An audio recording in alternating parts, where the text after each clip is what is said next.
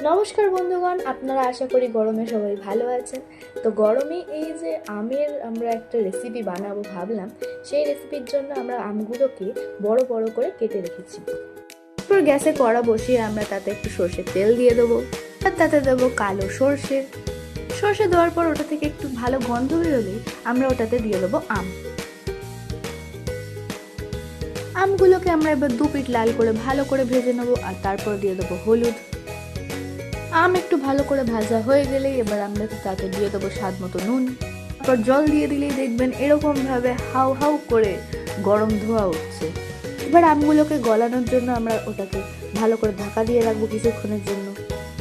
দেখুন, আম কিন্তু একদম গলে ক্ষীর হয়ে গেছে। এই ক্ষীর হয়ে যাওয়া আমি কিন্তু একদম পারফেক্ট আমাদের ঝোলের জন্য। এবার আপনারা চাইলে এটাতে চিনি, বাতাসা, গুড় যা ইচ্ছা মিষ্টি দিতে পারেন। আমরা এটাতে গুড় দিয়েছি।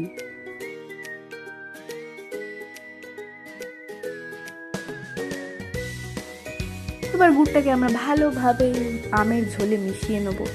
দেখুন বন্ধুরা, আমের ঝোল কিন্তু ফুটতে শুরু করে দিয়েছে, আর এই আমের ঝোল আমরা বাটিতে নামিয়ে নেব, ঠান্ডা করে নেব। হয়ে গেছে আমাদের সুস্বাদু আমের ঝোল। আবার দেখা হবে, বাই বাই।